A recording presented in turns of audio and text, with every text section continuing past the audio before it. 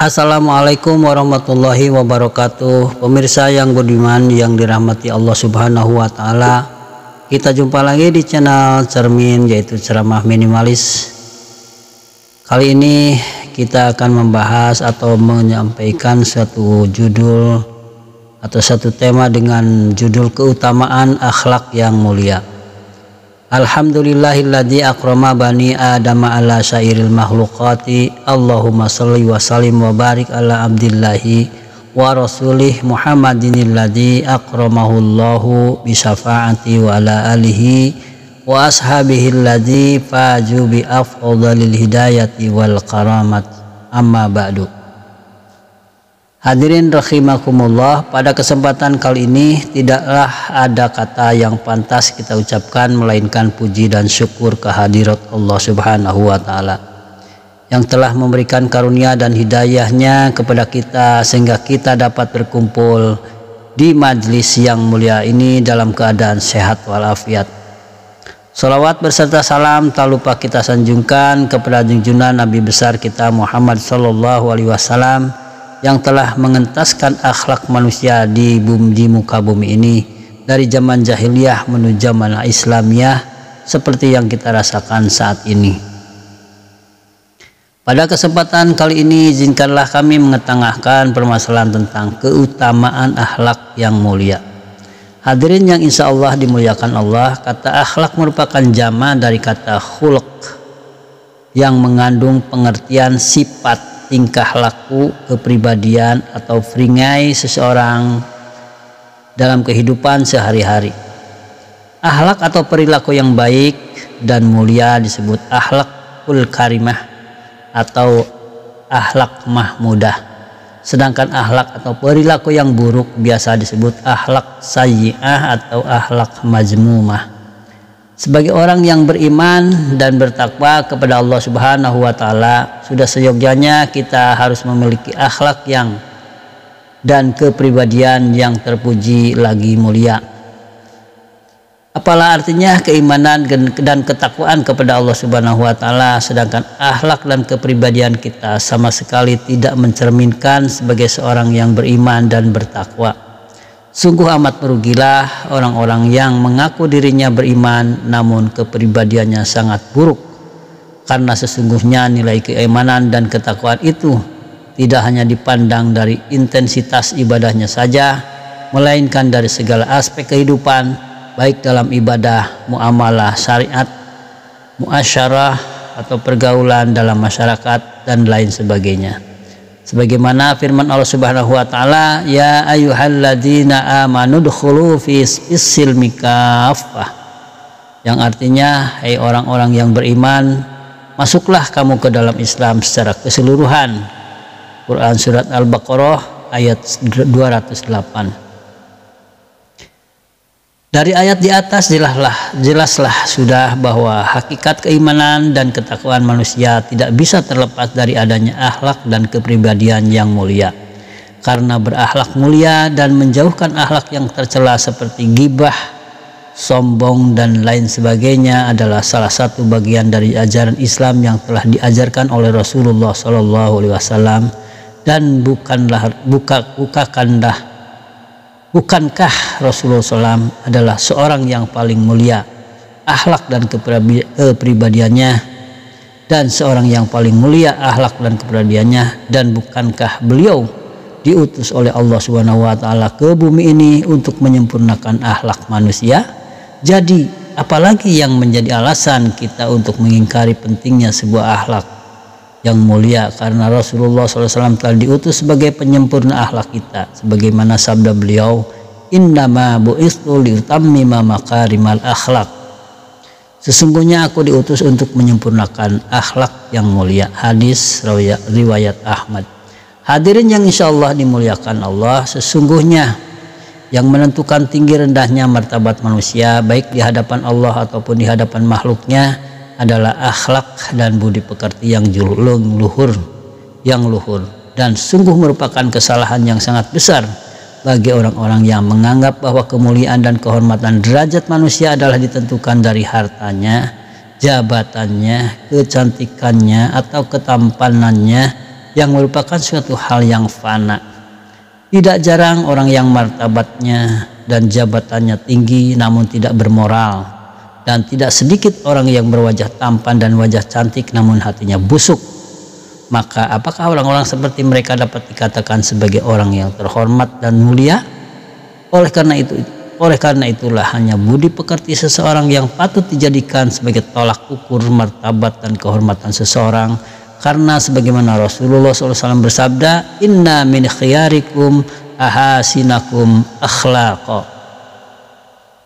Sesungguhnya orang yang paling baik di antara kamu adalah orang yang paling baik budi pekertinya. Muttafaqun alaih. Budi pekerti yang luhur dan kepribadian yang mulia adalah salah satu bukti nyata dan ciri khas dari keimanan dan ketakwaan seseorang. Karena orang yang berbudi pekerti yang luhur dapat mencegah dan menjauhkan dirinya dari perbuatan-perbuatan keji dan tercela, seperti halnya berkata dusta, berlaku sombong, ujub, gibah, namimah, adu domba, hasad dan dengki, dan lain sebagainya yang merupakan perbuatan dosa dan sangat terlarang di dalam ajaran Islam. Selain itu, akhlak yang tercela dan budi pekerti yang buruk akan membuat seseorang menjadi hina baik di hadapan Allah Subhanahu wa taala ataupun di hadapan makhluknya, dan akan dikucilkan dalam kehidupan bermasyarakat. Maka apakah orang yang berbudi pekerti yang buruk masih pantas dikatakan orang yang beriman dan bertakwa kepada Allah Subhanahu wa taala sedangkan larang-larangannya tetap dilanggar? Ikhwan fiddin rahimakumullah, sungguh sangat mulia dan sangat tinggi derajatnya bagi orang-orang yang memiliki akhlak dan kepribadian yang luhur. Karena berbudi pekerti yang luhur tidaklah hanya terkait dengan perkara akhiratnya, hablum minallah saja, tetapi juga dalam kehidupan bermasyarakat dan pergaulan sehari-hari, yaitu hablum minan nas. Bahkan kalau akhlak yang tercela ini yang kita lakukan dalam keseharian kita, dosa yang kita tanggung lebih besar daripada dosa dalam kaitannya dengan ibadah. Misalnya seperti gibah atau menggunjing.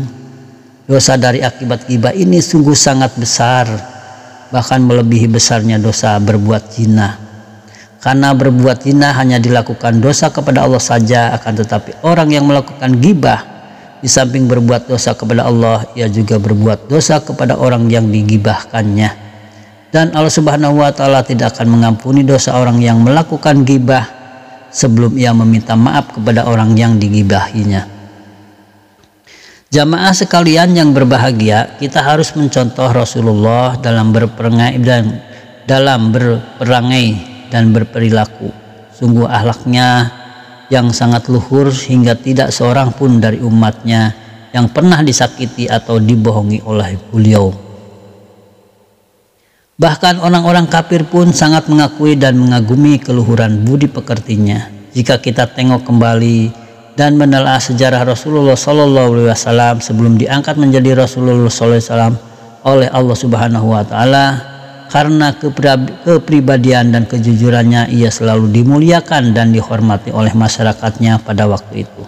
Sekalipun ia masih dalam usia yang muda belia, bagaimana beliau menjadi pedagang yang sukses dan disenangi semua orang, dan bagaimana beliau selalu disegani oleh kawan atau lawannya.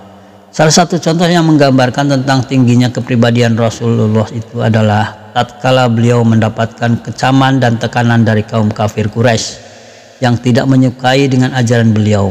Namun Rasulullah SAW beliau tegar dan tabah dalam menghadapi hal itu. Seperti halnya tatkala Rasulullah SAW pergi ke masjid, ia selalu diludahi oleh salah seorang dari kaum kafir Quraisy. Namun pada suatu hari Rasulullah SAW ketika pergi ke masjid tidak mendapati si fulan yang selalu meludahinya. Maka Rasulullah SAW mencarinya dan menanyakannya, dan beliau mendapatkan kabar bahwa si fulan sedang sakit. Maka Rasulullah menjenguknya dengan membawakan makanan, bahkan beliau pun yang mengunyahkan makanan kepadanya. Kemudian si fulan itu bertanya kepada beliau, siapakah engkau?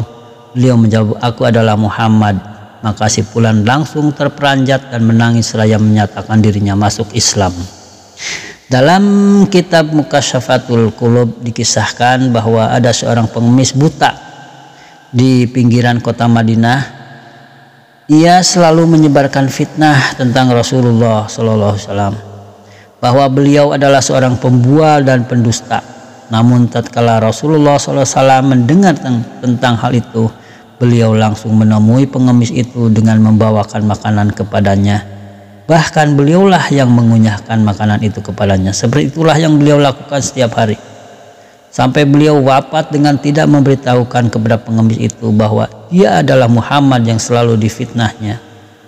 Dan ketika Rasulullah SAW wafat, Abu Bakar radhiyallahu anhu menanyakan kepada putrinya Aisyah, "Wahai putriku, apakah masih ada kebiasaan Rasulullah SAW yang belum pernah aku lakukan?" Aisyah menjawab, "Ada. Beliau setiap pagi selalu membawakan makanan kepada seorang pengemis di sudut kota." Maka Abu Bakar pun pergi ke pengemis itu dengan membawakan makanan menggantikan kebiasaan Rasulullah. Namun tatkala pengemis itu menerima makanan dari Abu Bakar, pengemis itu berkata, "Kau bukan orang yang selalu datang membawakan makanan kepadaku. Orang yang selalu membawakan kepadaku selalu mengunyahkannya makanan untukku." Maka Abu Bakar langsung meneteskan air mata ketika mendengarkan perkataan pengemis itu, dan dia berkata, "Orang yang selalu membawakan makanan untukmu telah meninggal dunia. Dia adalah Rasulullah SAW, Muhammad bin Abdullah." Seketika pengemis itu menangis karena orang yang selalu membawakan makanan dan mengunyahkannya makanan itu untuknya adalah orang yang selalu difitnahnya dan dicacinya. Dan pengemis itu pun langsung menyatakan dirinya masuk Islam.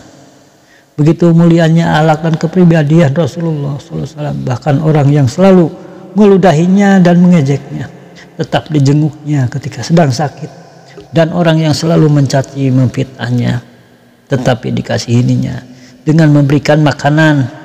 Bahkan makanan itu dikunyahnya oleh beliau.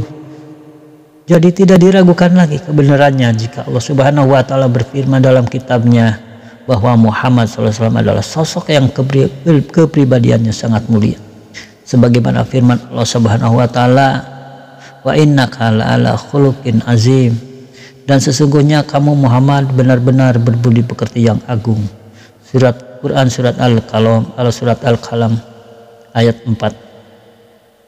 Oleh karena itu hadirin sekalian, kalau kita mengakui diri kita sebagai bagian dari umat Muhammad SAW, maka sudah seyogianya perilaku dan tingkah laku kita harus disesuaikan dengan sunnah-sunnah beliau, serta menjauhi perilaku yang menentang ajaran dan sunnah beliau. Begitulah seharusnya yang perlu kita tanamkan dalam diri kita, pada adik-adik kita, ataupun anak cucu kita sedini mungkin. Demikianlah sekelumit untaian kata yang dapat saya sampaikan pada kesempatan ini. Apabila ada kesalahan, maka itu karena kurangnya pengetahuan yang saya miliki, dan apabila ada salah kata yang menyinggung perasaan hadirin, saya mohon maaf karena itulah kehilapan saya sebagaimana biasa makhluk manusia biasa. Billahi taufiq wal hidayah. Wassalamualaikum warahmatullahi wabarakatuh.